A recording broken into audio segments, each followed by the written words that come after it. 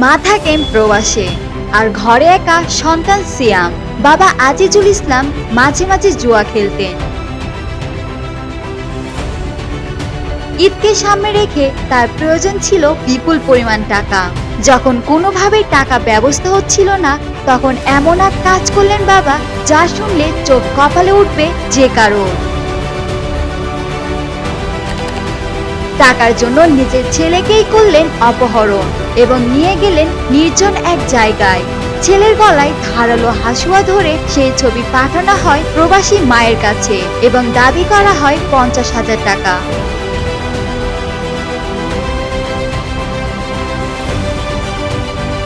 হুমকি দেওয়া হয়, যদি টাকা না দেওয়া হয় তাহলে সন্তানকে হত্যা করে লাশ গুম করে দেওয়া হবে।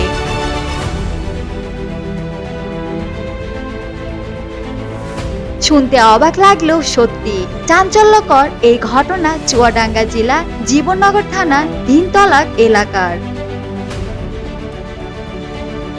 স্থানীয় সূত্রে জানা যায়, পরিকল্পনা অনুযায়ী ছোট সিয়ামকে অপহরণ করে নিয়ে যাওয়া হয় নির্জন এক স্থানে। সেখানে গিয়ে শিশুটির গলায় ধারালো হাসুয়া ধরে তোলা হয় ভয়ঙ্কর এক ছবি। এরপর সেই ছবি পাঠানো হয় প্রবাসী মায়ের কাছে। সন্তানের জীবন বাঁচাতে মরিয়া মা দূর দেশ থেকে দিশাহারা হয়ে পড়েন। কি করবেন, কোথায় যাবেন, কিছুই বুঝে উঠতে পারছিলেন না তিনি। তবে শেষ পর্যন্ত এই নির্মম পরিকল্পনা সফল হয়নি। ঘটনার খবর পেয়ে দ্রুত মাঠে নামে পুলিশ ও ডিবি। শুরু হয় অভিযান।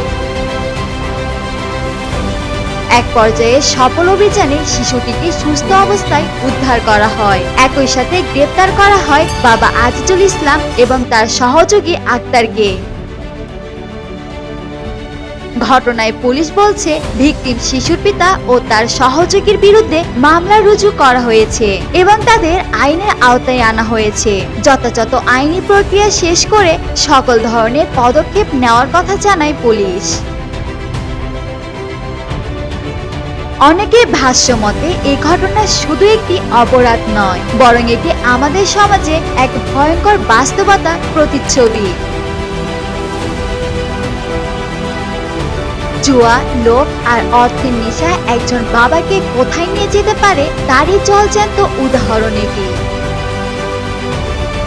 রুমানা আমিন, চ্যানেল 10।